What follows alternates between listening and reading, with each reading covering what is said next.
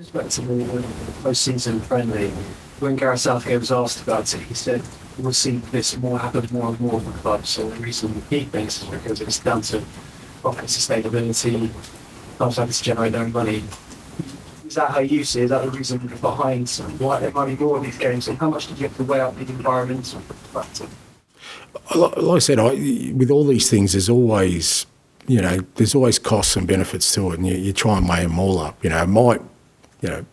My involvement in that is more around the footballing aspect, but, this is a club decision we're making here that we take all these factors into account, and we kind of thought that, with our season being so disrupted, not a lot of games, this was a unique opportunity for us.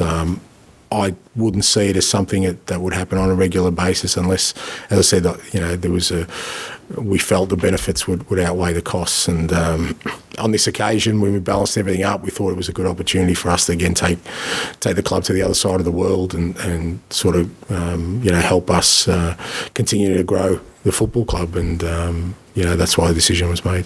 And just finally, back to the Richarlison interview. We talked about it already, but it was really striking how effective he was in detail. He mentioned about feeling like he was wanting to give up, which it's hard to know exactly what he meant by that, but if he meant the football plays, I guess with the least serious version of that, did you get a sense at the time that player was questioning that? Has it been about sort of September, quite early into your tenure? Look, I'm really reluctant to talk about details about that stuff. I think it's better Richie tells his story. I just don't think it adds any sort of... it would be unfair of me to kind of add to that narrative because I could reveal or say something that he doesn't want. I think the story is always better told by the person who's involved. And from my perspective, as I've always said, I kind of...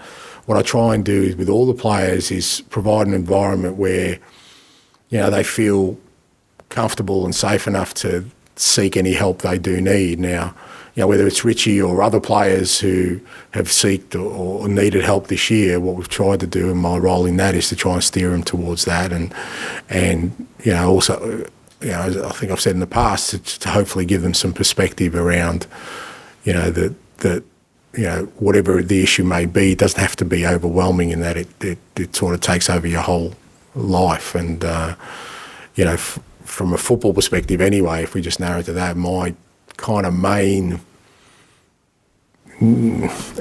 bits of advice to him was more around get your body right, because I knew he was struggling with his body at the time as well. So, when you've got things and they become overwhelming, just chip away one at a time, and it'll help you rather than try and tackle it all at once. So just a very different way of asking the question is, because it was so striking, and I haven't seen players talk like that before. You deal with players, maybe you had players across your whole career who have privately talked about this kind of thing. But did it have an effect on the club at all? Sort of, it's so sort of revelatory about playing and feel that way. Yeah. No, but and I'll tell you why, because it's not that uncommon. And no, it's not. Well, not in my experience.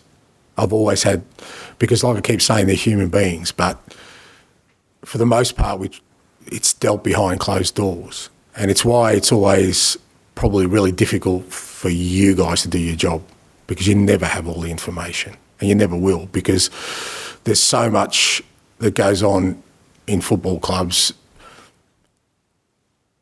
If you could just sort of expand that out to your life and just treat a football club like any other industry, you'll realise that in every other industry, you've got people who are struggling with things. Football's no different, but we kind of, we've got a pretty strong sort of curtain that we can put up, and it kind of gets all hidden behind there. But I guess it's striking because, people haven't come, or players, or whether that's managers, players, or people involved in football, haven't come out publicly before. But I can assure you that no greater but no lesser than any other part of society, there are problems that these players and people involved in our industry deal with, and the amount of money you have in the bank balance or your fame doesn't shield you from that. Hi, Ange. Just to be clear on the friendly, is your expectation it will be a full first team squad with all the internationals? Yeah.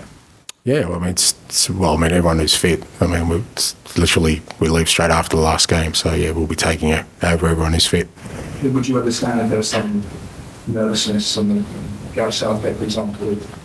Well, I'm sure Gareth will be a club coach one day, and he'll get a different perspective of it as he has been in the past. I don't think Gareth said anything or any other national team manager. I was a national team manager, and I used to sweat over every weekend when the players were playing, whether that's a normal game, friendly game, whatever game it is. And the flip side of that is that there's quite a few club coaches who are on edge with national team duty this week. So it's a world we live in, mate.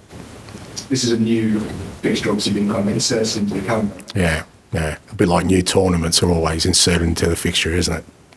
National team tournaments. So whether you're a club coach or national team coach, this is the world we live in. There's got to be a balance. Like I said, we've thought it through as a football club, and look, it's fair to say that if we'd been in Europe and we'd had a really big season, that we probably would have made a different decision. But we weighed everything up, and we felt like there's a real benefit for us to play this game.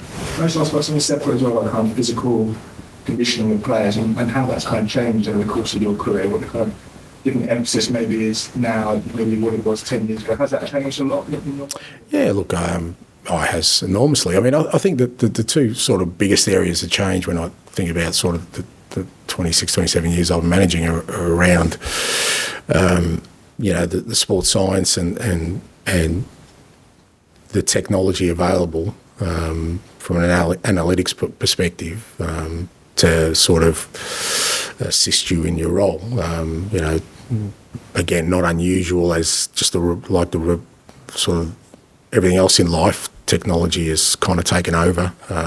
It's certainly infiltrated into football as well, and the sports science area. So the way you prepare players, the tools we have now to measure, how much they're working, at what levels they're working, what kind of gives us great data to understand how they are as individual athletes, all those kind of things. It's changed enormously. There's still some basic fundamentals there.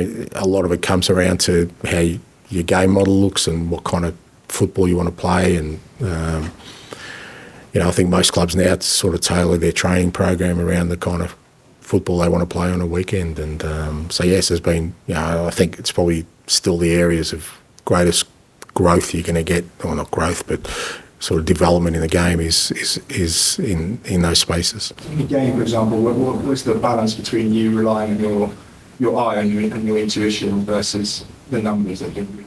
Yeah, it's well, it depends on your experience, but because I have been in a game, more often than not, my gut feeling or my eye's pretty accurate, but if the data tells me something totally different, then I'll go with the data if it's the right data. But it's like everything in life. You get information. I mean, I think I said before, my major function every day is to make decisions. I'll make good decisions if I've got good information. So I try and get the best information I can, and by that I mean, good people around you, the best people around you, and they get access to the data, and they feed it into me, and then it's up to me to make the right decisions from there.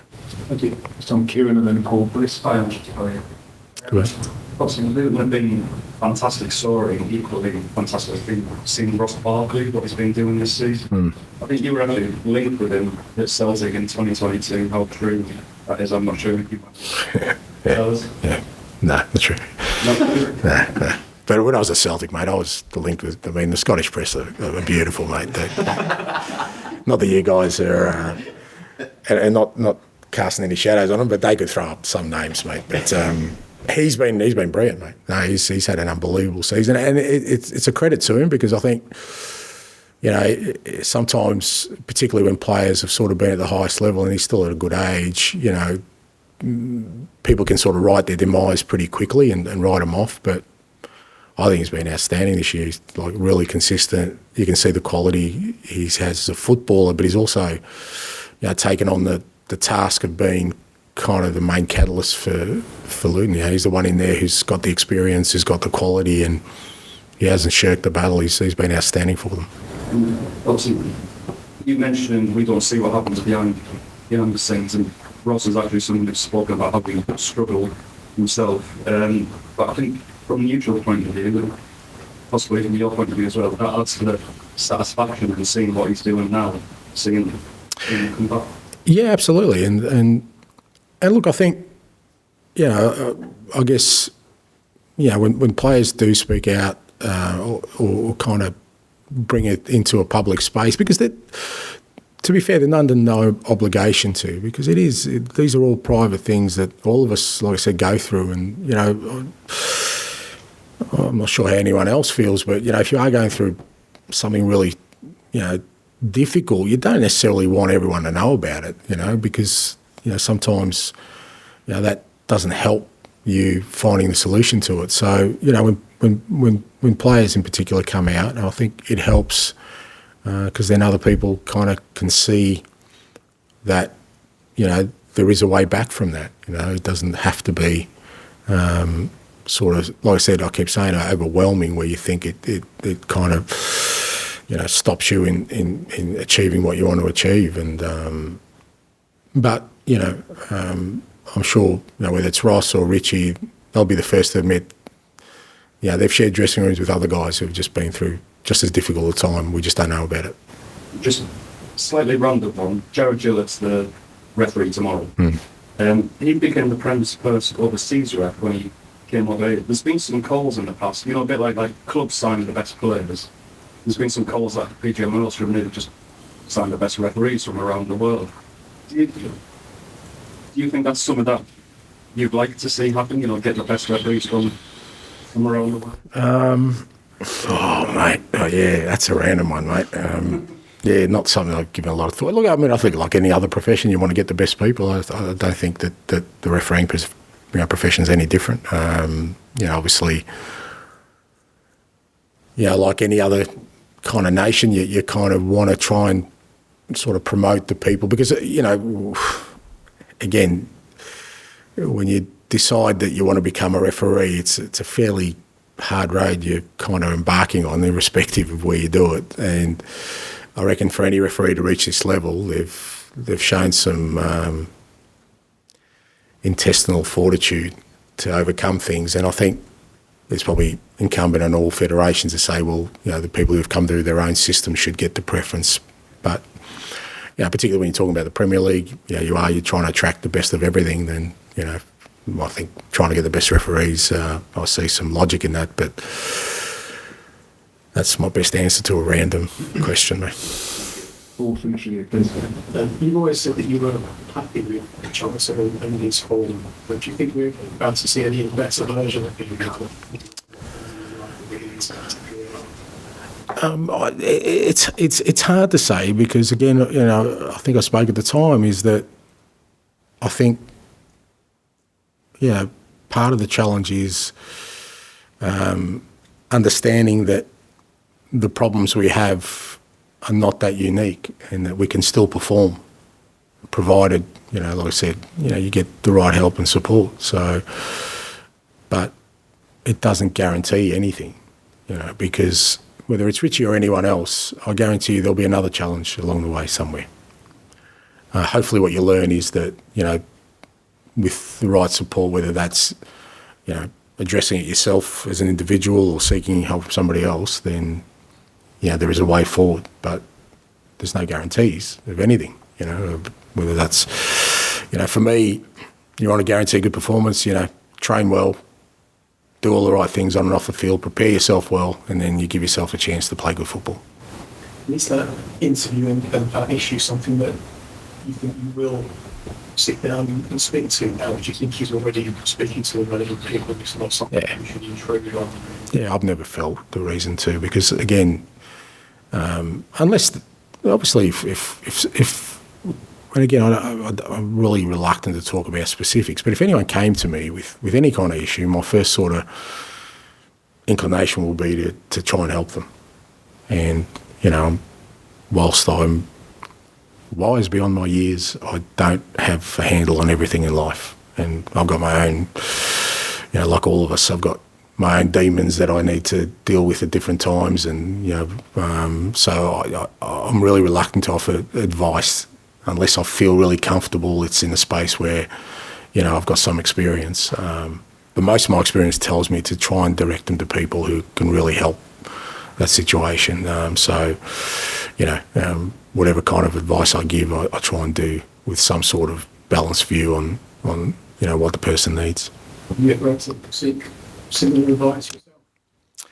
Yeah, but see, there you go, you know. So I wouldn't speak about specifically about anyone else. What makes you think I'd speak about myself? You know, and it's okay to ask that question. I'm certainly not saying you don't have a right, but I don't think in any other walk of life would we walk up to somebody we barely knew and ask them whether they've got any, you know, issues around those areas. And I think that's where we've always got to be respectful. I think it's different when someone like Richie comes out, and then I think, okay, well, that's in the public forum, and I think he's doing it for the right reasons. But it's why when I come here sometimes and I get asked questions and I don't give all the information. It's not because I'm trying to be tricky. It's because I think all of us in life, you know, have a space that we want to keep private, and I'm certainly always, you know, conscious of that I don't speak out of turn, particularly when I talk about individual players or individuals within the group.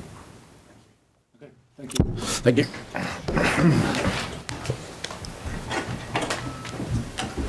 Started looking at that heart.